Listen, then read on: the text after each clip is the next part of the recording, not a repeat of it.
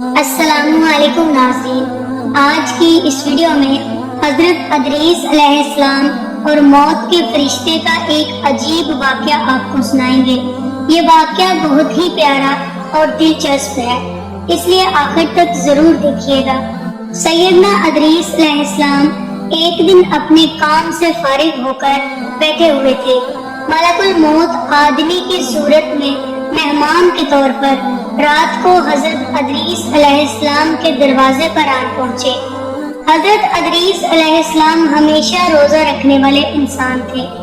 جب شام ہوئی، جب افطار کا ٹائم ہوتا تو آپ کا کھانا جنت سے آتا، آپ جس قدر چاہتے کھا لیتے، باقی کھانا پھر جنت میں چلا جاتا۔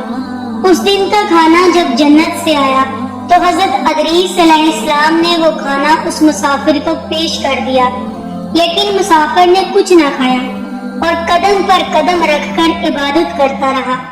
حضرت ادریس علیہ السلام ان کا یہ حال دیکھ کر بہت متاثر ہوئے کہ یہ کون شخص ہے۔ اگلے دن حضرت ادریس علیہ السلام نے اس سے کہا، اے مسافر، تو میرے ساتھ جنگل جا کر خدا کی قدرت دیکھ۔ تب دونوں بزرگ گھر سے میدان کی طرف نکل پڑے۔ چلتے چلتے گیہوں کے ایک کھیت میں پہنچے۔ موت کے فرشتے نے کہا کہ چلو چند گوشے گیہوں کے لے کر دونوں کھاتے ہیں۔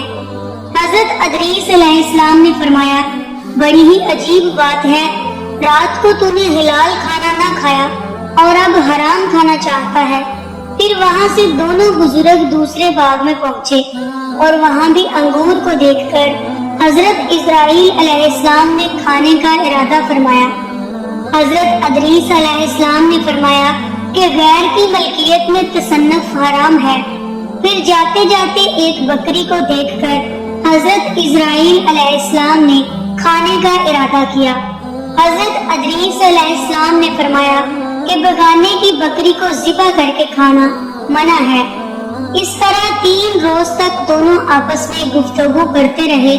جب حضرت ادریس علیہ السلام کو لگا کہ یہ شخص انسان نہیں معلوم ہوتا، اور فرمایا کہ خدا کے واسطے ظاہر تو کر کہ تو کون ہے۔ مسافر نے کہا، میں اسرائیل علیہ السلام ہوں۔ حضرت ادریس علیہ السلام نے فرمایا کہ سب مخلوقات کی جان تم ہی نکالتے ہو۔ انہوں نے کہا، ہاں۔ حضرت ادریس علیہ السلام نے فرمایا، تم شاید میری جان قبض کرنے آئے ہو۔ انہوں نے کہا، نہیں، میں تو تمہارے ساتھ خوش قدی کرنے آیا ہوں۔ حضرت ادریس علیہ السلام نے فرمایا، 3 دن سے تو میرے ساتھ ہے، کیا اس وقت بھی تو نے کسی کی جان قبض کی ہے؟ حضرت اسرائیل بولے، تمام روحوں کو قبض کرنا ہمارے ہاتھ میں ایسے ہے جیسے تمہارے دونوں ہاتھوں کے نیچے روٹی رکھی ہوئی ہو، یعنی جس کی موت کا حکم اللہ پاک سے ملتا ہے، میں ہاتھ بڑھا کر اس کی جان قبض کر لیتا ہوں۔ ملک الموت بولے، اے حضرت ادریس علیہ السلام، میں چاہتا ہوں کہ تیرے ساتھ رشتہ داری قائم کروں۔ حضرت ادریس علیہ السلام نے فرمایا کہ میں تیرے ساتھ رشتہ داری قائم کروں گا، آپ مجھ کو روح قبض کرنے کی کڑواہٹ سکھا دیں تاکہ مجھے زیادہ خوف ہو اور عبرت ہو، میں اپنے خالق کی اور بھی زیادہ عبادت کروں۔ ملک الموت نے کہا کہ میں اللہ کی رضا کے بغیر کسی کی جان قبض نہیں کر سکتا۔ تو حضرت اسرائیل علیہ السلام نے اللہ تبارک تعالیٰ کی بارگاہ میں عرض کی اور پھر جان قبض کرنے کا حکم ملنے پر جان قبض کر لی گئی۔ پھر موت کے فرشتے نے خدا کی بارگاہ میں دعا مانگی اور اللہ پاک نے ان کو زندہ کر دیا۔ حضرت ادریس علیہ السلام نے ملک الموت کو اپنے گلے سے لگا لیا اور دونوں نے آپس میں رشتہ داری قائم کر لی۔ پھر موت کے فرشتے نے اسے پوچھا، اے حضرت ادریس علیہ السلام، جان نکلنے کی تلخی کیسی تھی؟ وہ بولے، جیسے کسی زندہ جانور کی کھال سر سے لے کر پاؤں تک ادھیڑ دی جاتی ہے۔ موت کے فرشتے نے فرمایا کہ اے بھائی، قسم ہے رب العالمین کی، جیسے میں نے تیرے ساتھ احسان کیا اور جتنی آسانی میں نے آپ کے ساتھ کی، ایسا میں نے کسی کے ساتھ نہیں کیا۔ حضرت ادریس علیہ السلام نے فرمایا، اے بھائی، مجھے دوزخ کے دروازے تک لے چل تاکہ اس کو دیکھ کر مجھے خوف الہی زیادہ ہو اور میں زیادہ عبادت اور بندگی کروں۔ موت کے فرشتے نے اللہ کے حکم سے ان کو دوزخ کے 7 طبق دکھائے۔ پھر حضرت ادریس علیہ السلام بولے، اے بھائی، مجھے جنت دیکھنے کی آرزو ہے تاکہ دیکھ کر خوشی حاصل کروں اور عبادت زیادہ سے زیادہ کروں۔ موت کے فرشتے حضرت اسرائیل علیہ السلام ان کو جنت کے دروازے پر لے گئے۔ پھر انہوں نے جنت کے مناظر اپنی آنکھوں سے دیکھے۔ پھر کہنے لگے، اے بھائی، میں جان کی تلخی سہ چکا ہوں۔ پھر دوزخ بھی دیکھی اور میرا جگر پیاس کے مارے جل رہا ہے۔ اجازت ہو تو میں بہشت میں جا کر ایک پیالہ جام پی لوں۔ تب حضرت اسرائیل علیہ السلام نے فرمایا، ہاں، اگر تم واپس آنے کا وعدہ کرو۔ شاید پیاس کی وجہ سے حضرت ادریس علیہ السلام نے واپس آنے کا وعدہ کر لیا اور اللہ تعالیٰ کے حکم سے اپنی جوتیاں درخت طوبہ کے نیچے چھوڑ کر بہشت میں داخل ہو گئے، کیونکہ باہر آنے کا وعدہ کیا تھا اور نالائن بھی درخت کے نیچے چھوڑ آئے تھے۔ کچھ دیر بعد موت کے فرشتے نے ان کو آواز دی، اے بھائی، دیر مت کرو۔ تو جواب میں حضرت ادریس علیہ السلام نے فرمایا، اے مہربان، اللہ تعالیٰ فرماتا ہے کہ ہر نفس کو موت کا مزہ چکھنا ہے۔ اب تو میں نے موت کا مزہ چکھ لیا ہے اور میں دوزخ میں بھی پہنچ چکا ہوں، اور یہ بھی اللہ پاک فرماتا ہے کہ ان کو وہاں کوئی تکلیف نہ پہنچے گی اور نہ ہی ان کو وہاں سے نکالا جائے گا، یعنی جو جنت میں گیا وہ واپس نہ نکالا جائے گا۔ اے بھائی، اب میں ہرگز نہ آؤں گا۔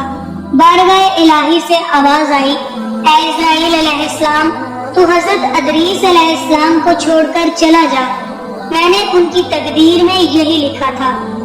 حضرت ادریس علیہ السلام موت کا مزہ چکھ کر اور دوزخ کو بھی دیکھ کر جنت میں جا رہے تھے۔ پھر حضرت جبرائیل علیہ السلام بولے، ہر نبی پر جنت حرام ہے جب تک کہ جنت میں خاتم الانبیاء حضرت محمد مصطفیٰ صلی اللہ علیہ وآلہ وسلم داخل نہ ہو۔ آواز آئی، اے اسرائیل علیہ السلام، میں بہشت کو دریغ نہیں رکھتا، لیکن پہلے بہشت میں حضرت محمد صلی اللہ علیہ وآلہ وسلم داخل ہوں گے، ان کے بعد ان کی امت داخل ہوگی۔